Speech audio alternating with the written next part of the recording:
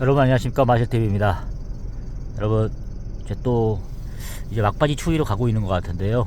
또 이제 월요일 아침 시작되었습니다. 정말 모든 게 정상적으로 좀 돌아왔으면 좋겠습니다. 지금 12월 3일 대통령 계엄 이후로 지금 정신을 못 차리고 있습니다. 약 한 2달간의 시간이 흐른 것 같은데요. 어쨌든 저는 그런 게 좀 요즘에 들어 생각했던 게 뭐냐면은 미국의 문화가 좀 좋은 것 같아요. 미국의 문화 중에 그럼 미국이라는 나라는 어쨌든 방어권이 충분히 보장되는 나라잖아요. 그렇게 해서 차분하게 이렇게 한 사람이 억울한 사람이 없도록 뭐가 걸리더라도 경제적인 타격이 좀 있더라도 그렇게 하는 게 나중에 보니까 더 이렇게 정의로운 길로 가는 것 같더라고요. 그런 거. 근데 이제 예를 들어서 어벤져스 이현종 씨 같은 경우에는 그냥 그게 다 덮고 민주당 그런 사람들과 똑같은 마인드인 것 같아요. 다 갈아엎어 버리고 그냥 빨리빨리 해서 벚꽃 대선 이루자 이런 식으로 얘기하는 것 같은데 그건 아닌 것 같아요. 처음에 저도 그런 생각 해봤거든요. 잘못했으니까. 근데 따질 건 따지고 보고 가겠더라고요. 만약에 그게 우리 진짜 가족들이나 자식이었다 그러면 그렇게 하겠어요? 나라가 두 쪽 난이 하나 있더라도 따져볼 거잖아요. 그 한 사람의 억울한 희생자가 없도록 하는 게 그게 정의로운 사회로 가는 거고 그게 더 정도인 것 같아요. 우리가 그냥 어디 미개발 그런 도상국도 아니잖아요. 그런 게 아니라 그러면 시스템이 작용되고 이러다 보니까 한 사람이 억울함도 없게 풀어주는 게 그게 바로 또 이렇게 빠르게 가는 길이 맞는 것 같습니다. 저는 그 생각하게 되더라고요. 이번에 확실히 느꼈어요. 그냥 잘못했네 해서 박근혜 대통령처럼 그렇게 몰아가지고 그렇게 가는 거는 그게 오히려 더 마이너스인 것 같더라고요. 또 밝혀야 되잖아요. 그런 게 아니라 한 사람도 억울함이 없이 가는 게 이게 더 빠른 길이라는 걸 이번에 하게 되었습니다. 그래서 저도 처음에 이번 사태를 좀 되돌아보면서 느껴지는 게 홍장원 씨의 말이 너무 셌어요. 그 말을 듣고 있으면 이준석 씨가 얘기하는 그 부정선거 있지 않습니까? 부정선거 자기 한번 붙어보다는 이런 식으로 했을 때 처음에 열정이 뜨겁더라도 푹 식고 그랬거든요. 좌절하게 만들더라고요. 예를 들어서 뭔가 있을 것 같은데 근데 저 사람들이 말을 듣고 가면은 사기가 떨어진다 그래야 되죠. 사기 저하를 시키더라고요. 특히 홍장원 씨 이번 사태에 관련해서 싹 다 잡아들여 이게 너무 자극적으로 들리는 거예요. 그 말이. 근데 이제 제 생각이 들었어요. 처음에는 저 홍장원 씨가 거짓말을 하는지 잘 모르겠는데 근데 윤석열 대통령의 평상시에 그런 말투 있지 않습니까? 그리고 약간 행실 그런 거 봤을 때 그럴 수도 있겠다. 예전에 보면 바이든 날리면 이런 거 나왔을 때 보면은 약간 거친 말투가 있잖아요. 우리 친구들도 보면 중고등학교 때 보면은 좀 거친 말투 쓰는 애들도 있잖아요. 모범생이라든가 그런 부장학생 애들 봤을 때 근데 이제 솔직히 말해서 그런 애들 보면은 말이 좀 거칠 뿐이지 순수한 애들도 많거든요. 그랬던 것 같아요. 약간 좀 정의감이 불타고 이런 친구들도 있는데 윤석열 대통령이 그런 성향이 아닐까. 문재인 대통령처럼 그렇게 겉으로는 선한 얼굴 하고 있지만 속으로는 정말 엄청 비열한 그런 사람도 있지 않습니까? 그런 것처럼 겉으로 드러내는 성격이 있지 않습니까? 그런 거 생각도 들은 거예요. 그러다 보니까 술 좋아하고 외향적인 성격이 있지 않습니까? 태양인 그냥 소음이 있는 것처럼 태양인 기질의 사람들 그런 거 있지 않습니까? 목이 좀 두껍고 리더십 기질이 있고 이런 사람들 좀 그런 기질인 것 같아요. 근데 사실 그거 사람이 갖거나 태어나는 기질인데 그걸 어떻게 바꿉니까? 약간 좀 이렇게 또 외향적이고 또 거짓말 잘 안 하지 않습니까? 그러다 보니까 좀 박력 있는 모습에서 그런 거 나온 거 추측이 돼가지고 저는 충분히 이해가 가더라고요. 저 사람 성향이라든가 평소에 말씀을 봤을 때 말하는 방식을 봤을 때 싹 다 잡아들여 딱 일치가 되는 거예요. 그러니까 그리고 또 홍장원 씨 최근에 알았어요. 나는 국장원 1차장 자리가 대통령이 심어놓은 신복 자리인가? 그리고 조태용 안보실장 하고 예전에 보면 그렇게 윤석열 대통령이 약간 원장이라든가 그다음에 장관 빼고 밑에 사람들을 약간 부리는 그런 게 좀 있더라고요. 그래서 저 사람이 차기 그런 장관이 후보다. 그리고 약간 그런 거 있지 않습니까? 그래서 오히려 밑에 사람들 더 귀여워하는 그런 모습을 봤던 것 같아요. 특히 조태용 씨인가요? 이렇게 봤을 때. 그래서 오히려 그런 거 있지 않습니까?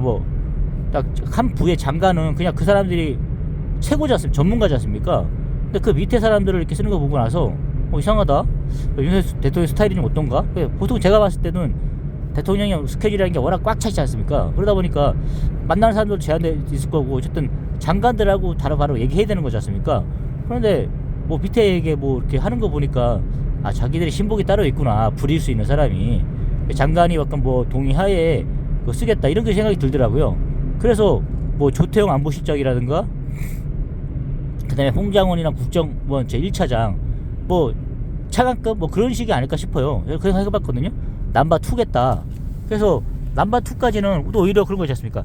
장관은 그냥 완전히 전문가다 보니까 또 약간 좀 조심스러울 수 있지만 그 밑에 사람은 좀 부릴 수가 있지 않습니까? 예를 들어서 그래서 장관 한 데는 좀 반말하기 좀 어렵고 예를 들어서 근데 뭐 바로 밑에 차관급 뭐 알던 사람이 그렇게 해서 좀 편해가지고 그렇게 한 걸 생각도 들더라고요. 그러다 보니까 아 오히려 장관보다는 밑에 그 사람이 더 편하니까 그렇게 말 함부로 할 수 있는 사이 있지 않습니까? 예, 싹 다 잡아드려. 그럴 생각이 들더라고요. 근데 이번에 뭐 그 신문 과정 탄핵 신문 과정을 보면서 느껴지는 게 아니 홍장훈 씨랑은 거의 대화할 일이 없었다고 그러잖아요. 솔직히 제가 봐도 그 말 듣고 나니까 이해가 가는 거예요. 홍장훈 씨한테 그렇게 반말할 수 있는 사이가 아니구나. 저는 되게 가까운 사이인 줄 알았어요. 그러니까 처음에는 그 얘기 듣고 나니까 좀 이해가 좀 가는 거예요. 그래서 대통령이 말이 맞을 수도 있겠다. 지금도 성향상 봤을 때는 대통령이 그렇게 말을 막 하니까 좀 그런 생각이 들긴 드는데 그래도 이 사람이 거짓말하는 성격은 아니다 보니까 윤석열 대통령이 좀 어느 정도 믿게 되는 것 같아요. 그래서 홍장훈 씨가 좀 차분하고 또 인물도 멀끔하잖아요. 그러니까 증언할 때 보면은 뭐 왼손잡이 이런 논란도 있잖아요. 뭐 글씨를 자기가 뭐 자기 왼손잡이다 이런 얘기 듣고 나니까 뭐 영상을 보니까 말이 좀 안 되더라고요. 그때는 좀 느꼈죠. 이 사람이 거짓말할 수도 있겠다 라는 생각을 좀 하게 되더라고요. 그러니까 이제 근데 진짜 뭐 그렇게 진짜 둘이 관계가 아무런 관계가 없다 그러면 저도 좀 이해가 안 가는 거예요. 그렇게 대통령이 장관하고 얘기해야 되지 국정원 실장하고 이제 뭐 1차장하고 얘기하는 게 그 전부터 알고 친하게 지냈던 사람이었다고 이해가 가요. 근데 전혀 어떤 커넥션 같은 게 없는 관계인 것 같은데 그때 말했잖아요. 그때 뭐 이렇게 없어가지고 2차장 전화했다 그런 것 같은데 좀 이해가 안 가더라고요. 근데 진짜 제가 느끼기에 이번에 느끼면 만약에 정말 홍장원 씨가 거짓말이라 그러면 정말 저렇게 원래 거짓말이라는 거 사기꾼들이 잘하잖아요. 멀끔하게 생겨가지고 또 이제 그럴싸하게 잘하잖아요. 근데 정말 느낀 건 이게 대통령이라는 막강한 권력이 있는데 그 사람을 상대로 할 수 있는 거짓말을 한다? 정말 대단한 것 같다는 생각이 드는 거예요. 만약에 윤석열 대통령도 거짓말 한다는 그 사람도 대단한 건 거고 국민 상대도 거짓말 하는 거니까 누가 거짓말 하는 건지 모르겠지만 근데 이 세상이 진짜 따지고 보면은 제 권력 1인자는 누구인가 이 생각도 들더라고요. 도대체 홍장원의 뒷배는 누구인가? 거대 야당 192석의 그런 민주당 의원이 그러면은 우리나라의 가장 제일 권력이구나 이 생각이 들더라고요. 한편으로는 저걸 이길 수가 없겠구나. 대통령도 저렇게 할 수 있는 사람이라 그러면은 그거밖에 없겠다 싶더라고요. 의회 권력. 진짜 이게 가장 막강한 권력이구나 이런 생각을 하게 됐습니다. 만약 그게 거짓말이라면요. 근데 대통령 앞에서도 저렇게 뭐 거짓말 할 수 있다 그러면 정말 어째 자기 살자 그러면 그렇게 해야 되겠죠. 근데 저 사람들이 저 대통령이라는 자리를 인정을 안 하는구나 이런 생각을 해야 되더라고요. 저는 지금도 그 생각해봐요. 이렇게 머릿속에 홍장원이 과연 했을까? 진짜 진실을 알고 싶어요. 지금 상황에서는 솔직히 저는 뭐 벚꽃 대선 상관이 없어요. 다만 그냥 그러니까 이 사태가 잘 정리가 됐으면 좋겠어요. 그런 입장에서 봤을 때 누가 되더라도 이거 상관은 없거든요. 이재명 씨가 돼가지고 잘해주면 뭐 좋죠. 나라가 잘 이끌어지면 상관없어요. 근데 거짓말하는 사람이 이렇게 되고 나라를 이끌고 이러지 않았으면 좋겠어요. 진실이 항상 승리했으면 좋겠어요. 나라 일을 하는 입장이 있어갖고 그런 면에서 그냥 뭐 그래서 다수결을 해가지고 뭐 이렇게 떼거지로 이렇게 하는 그런 건 좀 원하지 않습니다. 진짜 뭐 다수가 원한다 해서 그게 정이고 또 아닌 경우도 많잖아요. 사실 이렇게 몰아붙여가지고 한 사람을 바보 만들고 이런 게 저는 좀 아닌 것 같아요.